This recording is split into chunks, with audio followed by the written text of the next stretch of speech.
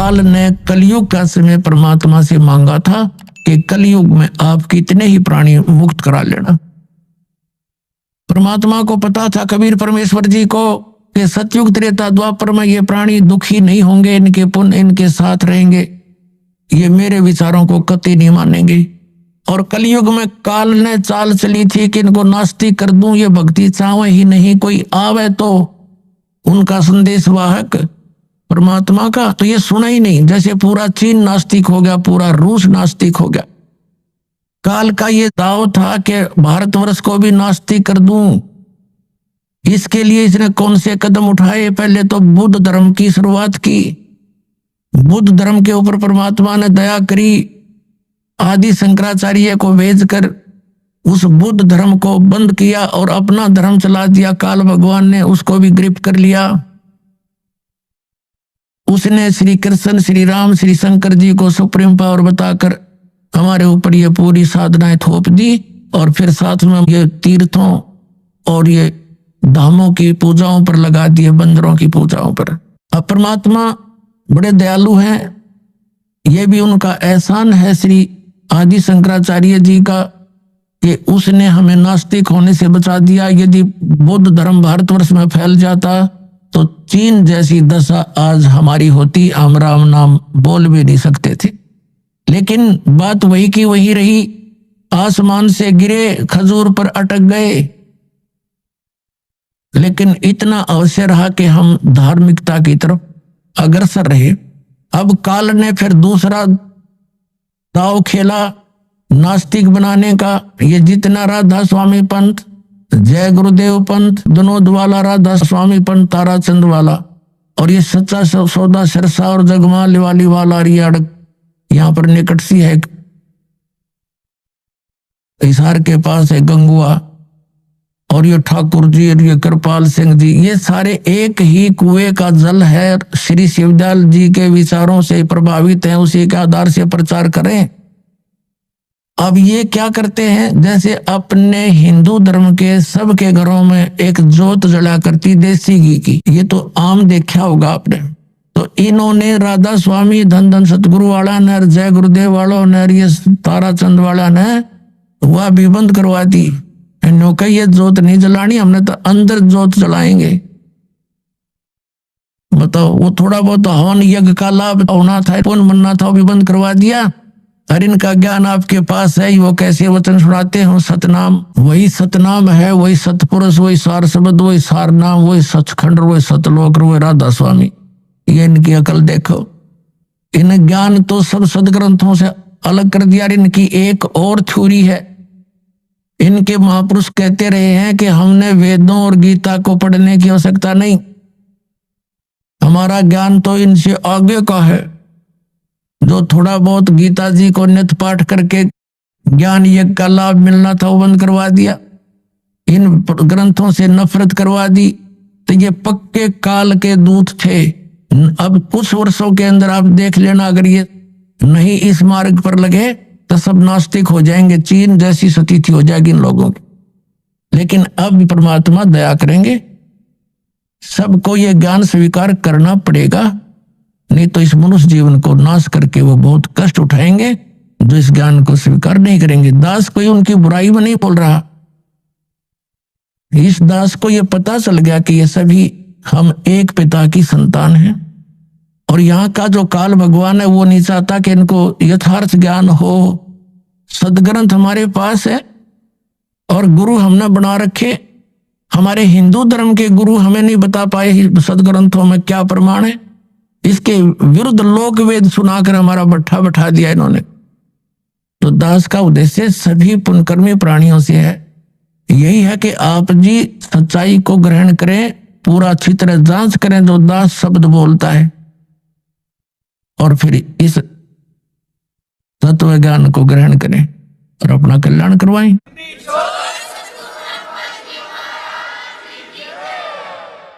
तो पुण्यात्माओं, प्रसंग चल रहा है कि ये वो समय है, अब इस अधर्म का नाश होगा और धर्म का विकास होगा। धर्म और धार्मिकता शास्त्र अनुकूल साधना करने से ही ऊपर उठेगी। अभी तक हम शास्त्र विधि को त्याग कर मनमाना आचरण कर रहे थे, जिस कारण से हमें भगवान से मिलने वाला लाभ नहीं प्राप्त हुआ, और हम भगवान को भूल कर फिर हम स्वयं अपना लाभ प्राप्त करने के तरीके खोज लिए। जैसे किसी को टेंशन होगी तो वो गुट्टी लगाने लग गया, शराब पीने लग गया, टेंशन खत्म करने के लिए। जो निर्धन है वो पहले संतों के पास जाते थे, परमात्मा की विधि प्राप्त करते थे, संकट निवारण के लिए भी संतों के पास जाते थे, तो उनको जो साधना बताते थे, जो सही संत होते थे, तो उनको उनसे राहत मिलती थी। तो फिर वो व्यक्ति परमात्मा पर दृढ़ रहते थे।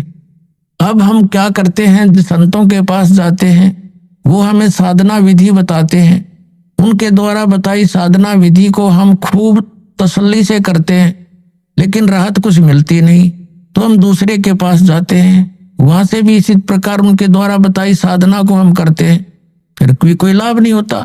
तो लास्ट में फिर हम क्या सोचते हैं, स्वयं ही धनी बनना चाहते हैं।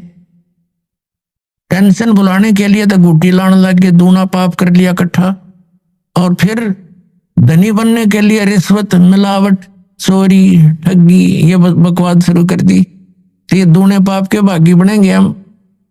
उनसे लाभ तो होना ही नहीं। जैसे मान लीजिए किसी व्यक्ति ने 2 नंबर का काम करके, मिलावट करके, या 2 की वस्तु को 20-50 में बेचकर पैसा इकट्ठा भी कर लिया, तो फिर उसके साथ क्या बनेगी, या तो कोई बालक बीमार हो जाएगा, या कोई स्वयं को ऐसा रोग लग जाएगा, वो सारा पैसा भी जाएगा, और वो उस पैसे को 2 नंबर से इकट्ठे करने का जो पाप था वह उसके लिए शेष रह जाएगा। एक व्यक्ति ने बताया कि जी मैं बहुत नालायक व्यक्ति था, ऐसे मेरी कोई दुकान थी, बहुत पुराने समय की बात है, जब ये टेप रिकॉर्डर चले थे। वो कह रहा था उसका रिफल जो था इस कैसेट का, एक ऑडियो कैसेट डाली थी, टेप में चला करता, वो ला करता मैं तौल के भाव थे, और मुझे टोटल वो सारा कुछ 2 रुपए में पड़ता था। उस पर सोनी की स्टैंप लगी हुई होती थी, और उसको मैं 32-30 रुपए में बेचता था, और वो तो टूट जाती थी 10-5 दिन में। फिर मैं उनको धमका देता था, मैं क्या करूं, तुम्हारा इंस्ट्रूमेंट खराब होगा। अब उस टाइम तो मुझे खूब पैसा आता नजर आ रहा था, मैं ठाठम ठाठ समझ रहा था। फिर मेरा इकलौता पुत्र रोगी हो गया, और उसके पहले तो लोकल डॉक्टरों को दिखाया, उनसे इलाज नहीं हुआ। किसी ने बताया कि वहां संत के पास जाओ, वहां जाओ, झाड़ा लगवाओ, झाड़ फूक भी साथ में दवाई भी चलती रही। फिर 1 वर्ष तो ऐसे चला, कुछ कभी राहत हो जा, कभी फिर बीमार हो जा। लास्ट में पता चला कि उसकी दोनों किडनी फेल होगी। उसके लिए ऑल इंडिया इंस्टीट्यूट दिल्ली में गए, दोनों किडनी फेल होगी, और गुर्दे बदलवाए, उसके एक गुर्दा बदलवाया। लगभग हमारा 3 लाख रुपए खर्च हो गया, 3.5 लाख के आसपास टोटल, जब से वो रोगी हुआ था। लड़का स्वस्थ हो गया, कोई बात नहीं, जो नुकसान हुआ सब्र किया। उसके विवाह की तैयारी कर रहे थे, 6 महीने के बाद, स्वस्थ होने के 6 महीने के बाद वही लड़का बस दुर्घटना में एक्सपायर हो गया। अब टक्कर मार के रो रहा हूं। जब से ये ज्ञान सुना है उस समय मुझे वो कुकर्म याद आते हैं मेरे, कि जिस बेटे को सुखी बनाने के लिए मैंने ये ऐसे जुल्म किए थे, वो बेटा भी ना रहा और वो धन भी ना रहा। अब मैंने बताया कि अब तेरे पास क्या रहा, जो तूने पाप इकट्ठे करे थे वो धन इकट्ठा करने में, वो तेरे पास ज्यों के तो सुरक्षित है। अब इसने धर लीजिए सिर पे वहां धर्मराज के दरबार। तो फिर उसने दीक्षा ली। पुण्यात्माओं, गलती इंसानों पर, बहुत भक्तों पर हो जाती है, लेकिन जब तक उसको ये पाप नाशक औषधि नहीं मिलेगी, वो पाप उसके ज्यों के त्यों रखे रहेंगे। तो कबीर परमात्मा दयालु हैं, उनको ये मालूम है कि ये बच्चे काल से भ्रमित ये ऐसी गलतियां कर रहे हैं, वो दयालु हैं। जैसे पुण्यात्मा, जब तक आपको ज्ञान नहीं होता और आपने जो भी गलती कर दी वो अक्षम्य है, माफ करने योग्य है, और अब ज्ञान होने के बाद बकवाद करोगे तो फिर आपको क्षमा नहीं होगी। जैसे बच्चा अबोध होता है, छोटा सा बालक होता है, पालने में झूल रहा है और उसने टट्टी पेशाब दोनों कर दिए और सब कपड़े भी खराब कर लिए, हाथ पैर भी ऐसे खराब कर लिए। माता आती है, वो देखती है कि इसने सारा कुछ बिगाड़ दिया काम, लेकिन वो उसे अक्षुब्ध नहीं होती, नाराज नहीं होती। उसको मालूम है कि इसको पता नहीं, उसको नवावेगी, धोएगी कपड़े, स्वच्छ कपड़े पहनावेगी, प्यार करेगी, फिर दूध पिलावेगी और फिर सुलावेगी। और जब वो बच्चा बड़ा हो जा और वो कितना कपड़ा में बैठ कर टट्टी कर दे, उसका दूध रहेगी दड़ाक और बाहर पटकेगी, हन्नू कहेगी ला दो गई ना अपने आप। तो ऐसे पुण्यात्मा, जब तक हम अबोध हैं, हमें यह ज्ञान प्राप्त नहीं हुआ, तब तक तो हम ऐसे थे, गलती करके हम अपने पापों से सने पड़े हैं। तो ये परमात्मा कबीर जी दयालु हैं, ये अपने बच्चों को धोएंगे। इन पाप नाशक दवाई है मालिक के पास, इनके पास एक मंत्र है जो दास आपको देगा, आपके सभी पापों का नाश कर देंगे, आपके प्रारब्ध के पापों का भी नाश करेंगे, आपके संचित पापों का भी नाश इस मंत्र से होगा। जैसे फसल में पहले खरपतवार हो जाता था तो उसका कोई विकल्प नहीं था, कुछ एक तो कसोले कस्सी से उसको थोड़ा बहुत खुरच देते थे, वो फिर भी हो जाता था। जब फसल बड़ी हो जाती थी तो उसका कोई विकल्प नहीं था, वो साथ ही पला करता था फसल के। अब एक ऐसी मेडिसिन खोज होगी है कि उसको फसल में डाल दिया जाता है तो खरपतवार का नाश कर देती है, फसल को हानि नहीं करती। इसी प्रकार ये मटेरियल यानी ये केमिकल और ये साल्ट पहले विद्यमान थे लेकिन खोज नहीं थी। इसी प्रकार ये मंत्र परमात्मा ने पहले ही हमारे सदग्रंथों में विद्यमान कर रखे थे, ये हाथ नहीं लगे थे। अब इसकी खोज होगी, इस दास के पास उपलब्ध है, और इसे सब पाप नाश हो जाएंगे और आपके पुण्य शेष रह जाएंगे।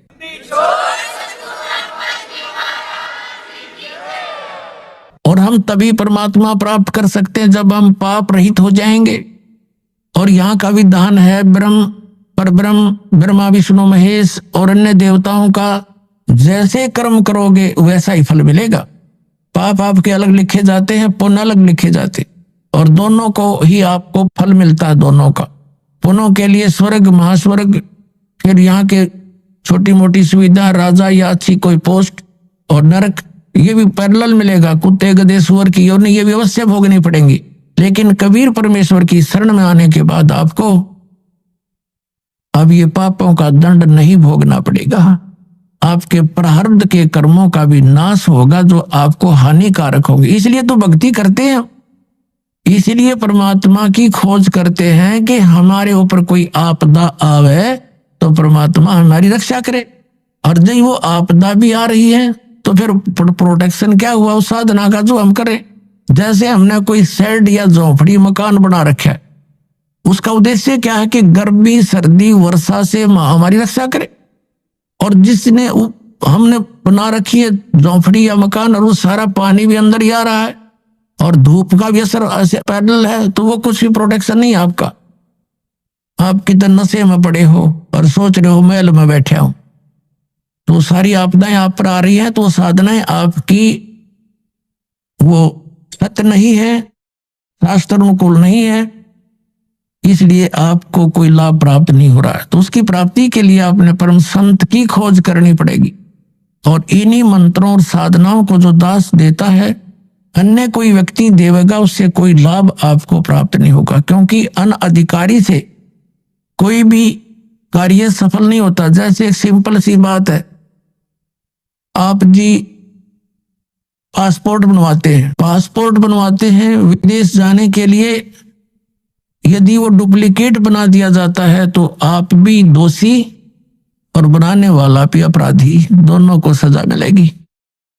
इसी प्रकार हमने जाना सतलोक, और ये पासपोर्ट बनाने का आदेश केवल इस दास के अतिरिक्त इस ब्रह्मांड में नहीं है, ये सत्कर मान लेना।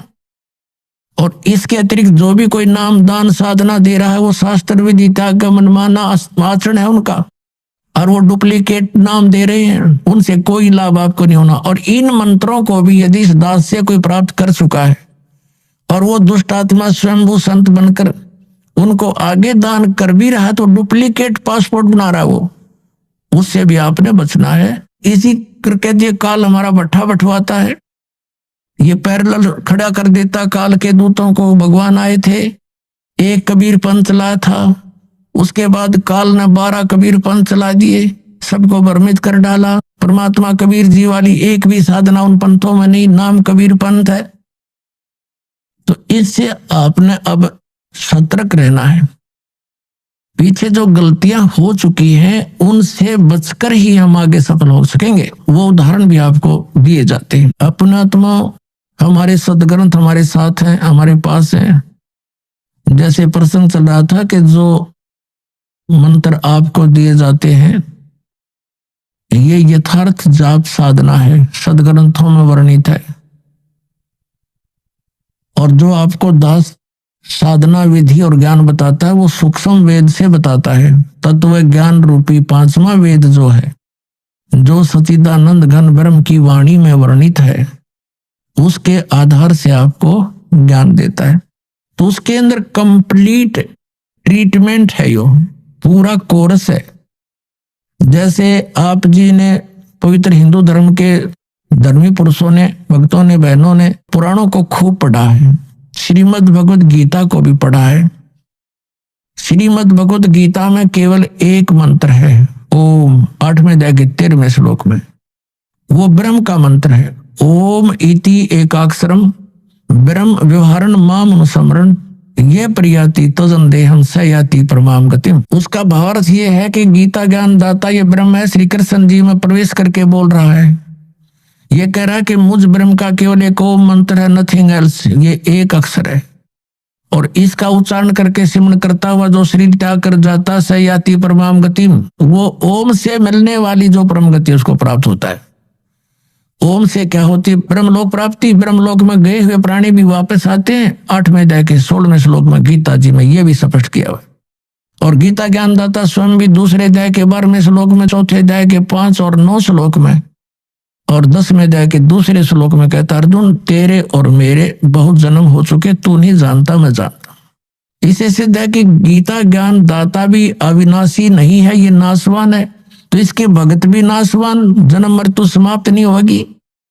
फिर गीता जी अध्याय नंबर 17 के श्लोक नंबर 23 में साधना का ज्ञान है। 3 मंत्र बताए हैं, ओम तत्सत इति निर्देश ब्रह्मण त्रिविधि समर्थ है, यानी सच्चिदानंद घन ब्रह्म, उस परम अक्षर ब्रह्म की प्राप्ति के लिए ये 3 मंत्र की मजदूरी है, साधना है। अपनात्मा और कोई मंत्र इसमें जाप नहीं। 3रे अध्याय के 10 से लेकर 15 तक श्लोकों में गीता जी में यज्ञों की जानकारी दी है, विधि नहीं बताई है, यज्ञों का लाभ बताया है। तो ये सब सारा कुछ कंप्लीट जो कोर्स आपको दिया गया है, ये कहाँ लिखा है? ये सूक्ष्म वेद में लिखा है। पुराणों के अंदर आप जी पढ़ते हो, कहीं पर हरियम नाम है, कहीं पर कलम नाम लिखा है, कहीं पर श्रम लिखा है। ये कहीं कोई जाप करने का बताया, किसी ने कुछ बताया।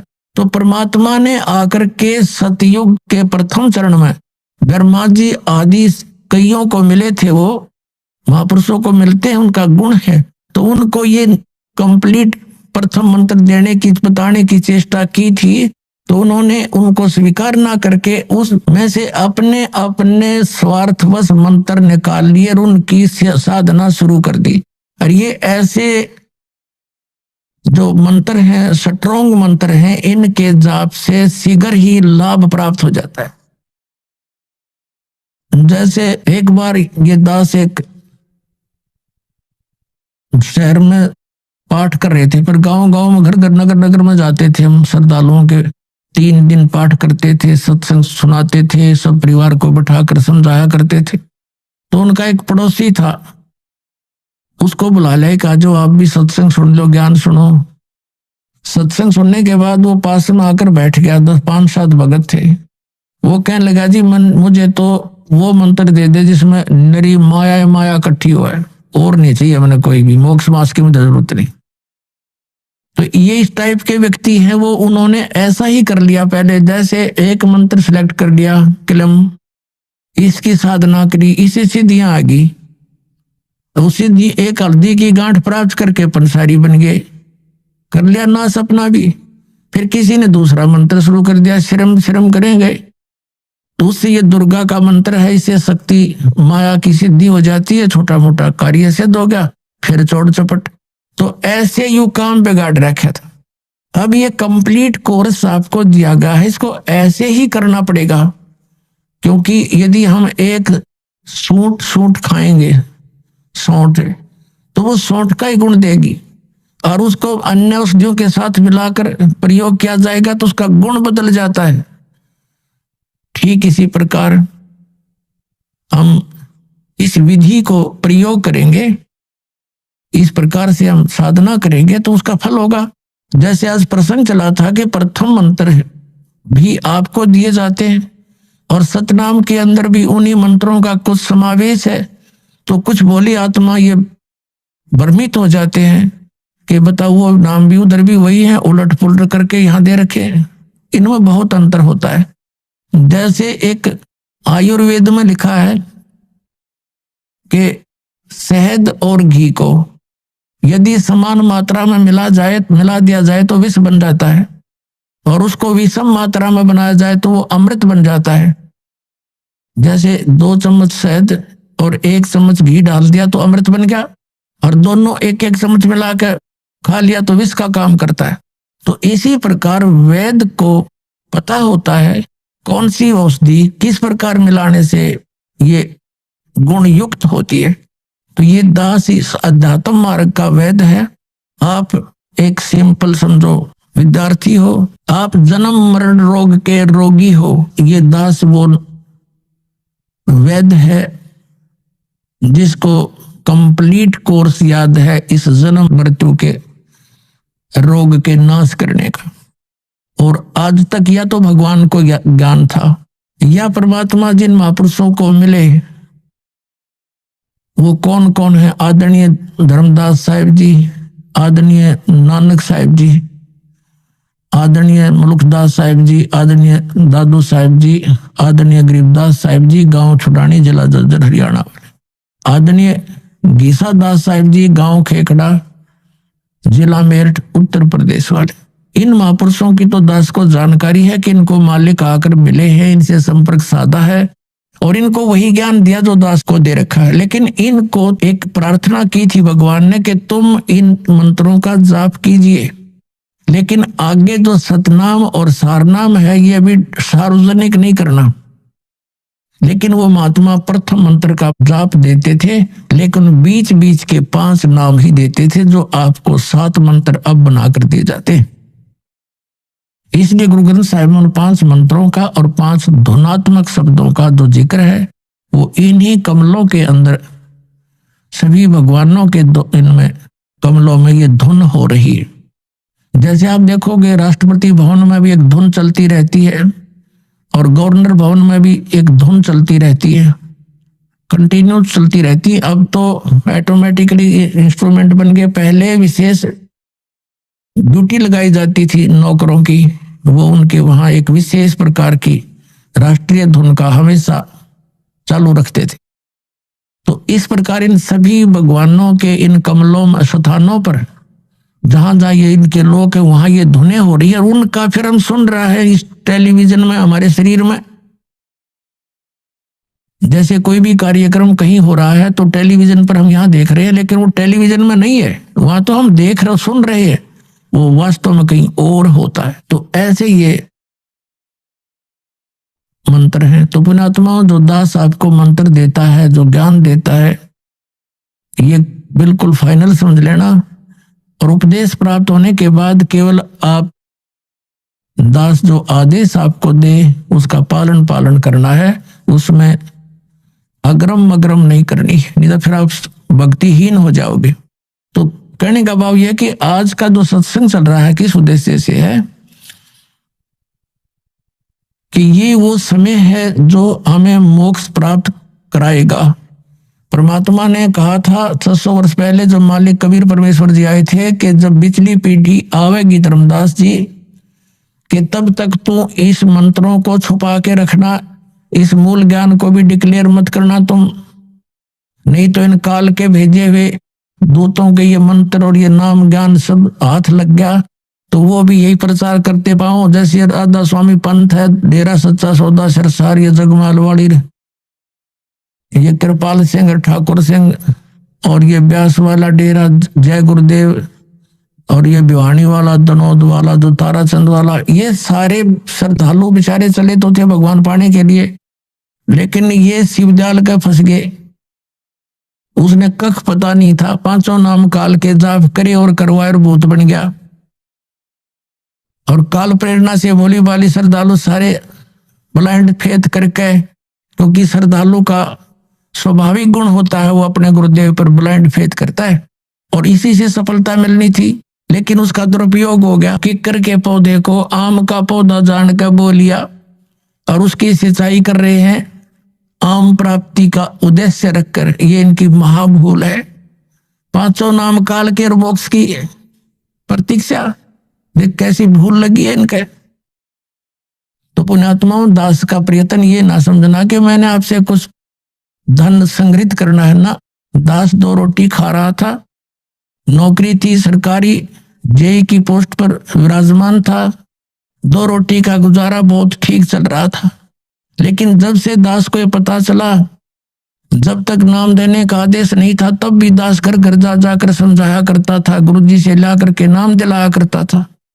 और फिर उन्होंने दास पर यह भार सौंप दिया, आशीर्वाद दे दिया कि बेटा तुम नाम दिया कर। तो उस दिन के बाद फिर और ज्यादा जिम्मेवारी बढ़ गई, इस तत्व ज्ञान को फैलाऊं। विरोध का भी रिकॉर्ड तोड़ दिया, काल ने क्रोथा कांड करवा दिया, इसी कारण से अत्याचार करवा दिया हमारे ऊपर, लेकिन समर्थ साथ था, कुछ बिगाड़ नहीं पाए। पिछला इतिहास देख लो संतों भक्तों के साथ जिन्होंने जुल्म गुजारे, लेकिन वह सफल नहीं हो पाए, अंत में मुंह की खानी पड़ी।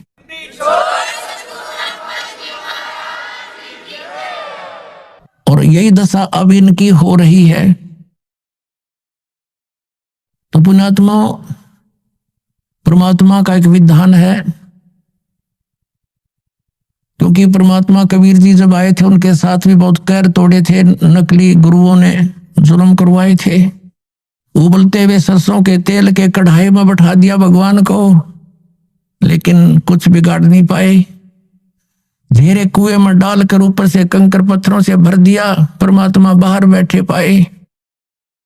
कारण क्या था? वो यही ज्ञान दिया करता जो दास आज उन्हीं का दिया हुआ आपके रूबरू कर रहा है। आज आपको क्यों स्वीकार्य हो गया? क्योंकि आप शिक्षित हैं और प्रमाण आपके समक्ष है। ये इंस्ट्रूमेंट, ये इंटरनेट, ये प्रोजेक्टर, ये चैनल मालिक ने आपके लिए बनवाए ना।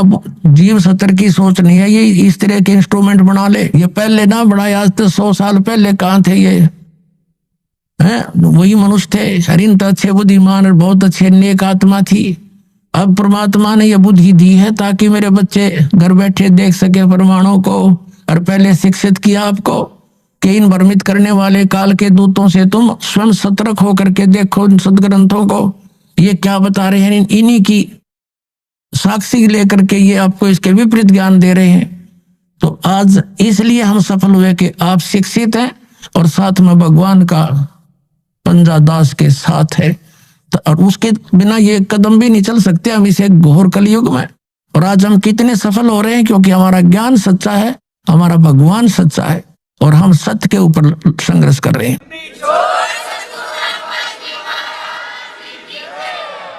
अब जो प्रसंग चल रहा है कि हम परमात्मा की भक्ति, परमात्मा की प्राप्ति के लिए ट्राई कर रहे हैं, लेकिन शास्त्र विधि त्याग का मनमाना आचरण करके हम वहीं के वहीं खड़े हैं। हमारा हर तरह से गिरावट में आ गए, हम हमारे विचार गिरावट में आ गए, हमारी क्रियाओं में बहुत अंतर हो गया। सराउंडिंग का क्षेत्र हम देखते हैं, जहां भी देखते हैं हमारे बच्चे जो उपदेश लेकर जाते हैं, क्योंकि इन्होंने तो सब बुराई छोड़नी है। तो घर में, पड़ोस में, रिश्तेदारी में, सब जगह वही बुराइयां ग्रस्त हैं। बीड़ी, शराब, मांस, तमाकू, माया जोड़न की चर्चा, दूसरा ज्ञान नहीं। तो पुण्यात्माओं कुछ दिनों के बाद हमारी संख्या बढ़ती जाएगी। जब हमारी संख्या बढ़ेगी तो बुराई वाले लोग शर्माने लग जाएंगे। उनको अब तो कोई शर्म नहीं रही, बाप बेटा इकट्ठे बैठ कर दारू पीवे, बता शर्म रही? फिर छोटे छोटे बच्चे भी धिक्कारेंगे, कोई रिश्तेदार भी आ जाएगा, आप क्या पी रहे हो, ये कोई शराब पीने की चीज है? इसके कहते हैं मदिरा पीवे कड़वा पानी 70 जन्म कुत्ते के जानी। इस तरह के प्रमाण दिया करेंगे हमारे बच्चे। एक कहते हैं सुरापान मदमासा हारी गमन करे भोग पर नारी 70 जन्म कटेंगे शीशम साक्षी साहिब है जगदीशम। और परमात्मा कहते हैं 100 नारी जारी करे सुरापान 100 बार, एक जन्म हुक्का भर दे वो डूबे काली धार। ये तम्बाकू के अंदर इतना दोष है कि एक पर स्त्री गमन करने वाले का पर द्वारा स्त्री का खोला 70 जन्म अंधा हो डोला। सुरापान मदमासा हारी और जो गमन करें भोगे पर नारी 70 जन्म कटेंगे शीशम साक्षी साहिब है जगदीशम। जो ऐसे पाप करेंगे उनके 70 जन्म तो लगातार वो बलि के बकरे बनेंगे। परमात्मा ने कहा कि एक पर स्त्री गमन करने का क्या बताया है कि 70 जन्म तो अंधा होकर धक्के खावे और फिर 70 जन्म वो बलि का बकरा बनकर गल कटवावे। कितना घोर पाप। और फिर कहते हैं ऐसे ऐसे 100 नारी जारी करे 100 सुरापान 100 बार। एक जन्म एक बार सुरापान करने का कितना पाप है? मदरा पीवे कड़वा पानी और 70 जन्म कुत्ते के जानी। जो मदरा एक बार भी पीते हैं 70 जन्म कुत्ते के होंगे। जैसे आप मैं इस मारीची जी के जो महावीर जैन के जीव की कथा सुनते हो, 60 करोड़ बार गधा 30 करोड़ बार कुत्ता, तो ये इन्हीं दोषों के प्रतिफल में बनते हैं। तो हम गलतियां कर जाते हैं किसी जन्म में, फिर वो लिखे जाते हैं, इकट्ठे होते हैं, फिर वो भोगने पड़ते हैं। तो क्या बताया है? मदरा पीवे कड़वा पानी, शराब पीता है जो 70 जन्म कुत्ते के जानी। आज तो टिट्टी पाक रहा घुट्टी ला के होटलों में बैठ के मौज मार रहा, फिर कुत्ता बन के गंदी नाली के जल को पिया करेगा। ले अब तेरी मदरा ये बन गई, मदरा पीवे कड़वा पानी 70 जन्म कुत्ते के जानी। फिर क्या बताते हैं? 100 नारी जारी करे। जो 100 नारी पर नारी भोगेगा उसको कितना घोर पाप होगा। और सुरापान 100 बार, एक बार सुरापान यानी शराब पीने का कितना दोष है अभी आपको बता दिया। ऐसा 100 बार कर ले और एक चलम हुक्का भर दे, पीने वाले का तो गर्क बेड़ा है ही, एक हुक्का भर के देने वाले को इतना पाप लगेगा। क्योंकि कोई दोष में सहयोग देता है, कोई हत्या करने जाता है, उसकी मदद कर रहा है, उसको उठा के उसको हथियार दे रहा है कि ले कर ले काम, तो दोनों दोषी हैं वो। तो यहाँ क्या बताया कि 100 नारी जारी करे सुरापान 100 बार, एक चलम हुक्का भर दे और डूबे काली धार। जैसे आपने गीता जी अध्याय नंबर 7 के श्लोक नंबर 29 में सुना है कि जो व्यक्ति सभी कर्मों से परिचित है, पूरे अध्यात्म ज्ञान से परिचित है और तत्परम से परिचित है, तत्परम यानी परम अक्षर ब्रह्म से, तो वह केवल जरा और मरण से छूटने का ही प्रयत्न करते हैं। वो यहाँ की बकवादों में आश्रित नहीं रहते, यहाँ की किसी वस्तु की डिमांड नहीं करते, दोष भक्ति के अनुकूल साधना वही करते हैं और उसमें बाधक वस्तु को ग्रहण नहीं करते।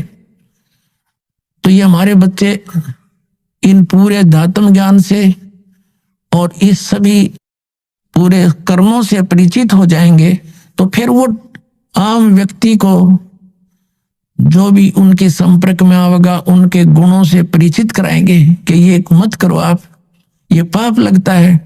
अब छोटे छोटे बच्चे भी, कोई रिश्तेदार आता है वो बेड़ी वगैरह मंगवाता है, वो मना कर देते हैं, आपकी और सब सेवा कर देंगे पर ये नहीं करेंगे क्योंकि इसमें हमें दोष लगेगा, और आप हमारे घर पर भी इसको पीने की कृपा ना करना, हमें हानि हो जाएगी।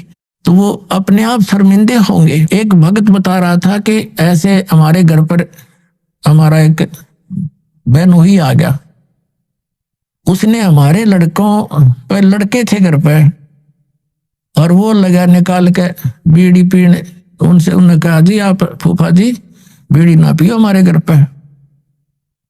तो उन बच्चे थे, उसने समझदार व्यक्ति था, उसने बंद कर दी और बाहर जाकर पी आया। उसने सामने आकर उससे बताई मेरे से, वो कह रहा था, कहने लगे ये बालकों को क्या हो गया, मैं बीड़ी पीने लगा था ना, मना कर दिया। तो उन्होंने कहा ये हमने उपदेश ले रखा है, ऐसे ऐसे हम ना ये पीवर ना पीने दें, ना हम आपकी मदद करेंगे और आपकी सारी सेवा करेंगे हम, लेकिन ये अब हम नहीं आपको सहयोग भी नहीं देंगे। तो रिश्तेदार उसी का नाम होता जो अनुकूल हो जाना, तो दुश्मन है वो आपका। तो उन्होंने बोला जी कोई बात ना, अगर आपकी ये बात है तो मैं आप आज के बाद आपके घर में बीड़ी ना लाऊं और ना पीऊं। तो वो दूसरा भाई था, वो नाम नहीं ले रहा, वहां अपना जाकर जो उसने पीना खाना था कराया, बाकी आके सो गया हमारे पास, रोटी खा ली, कोई बात नहीं।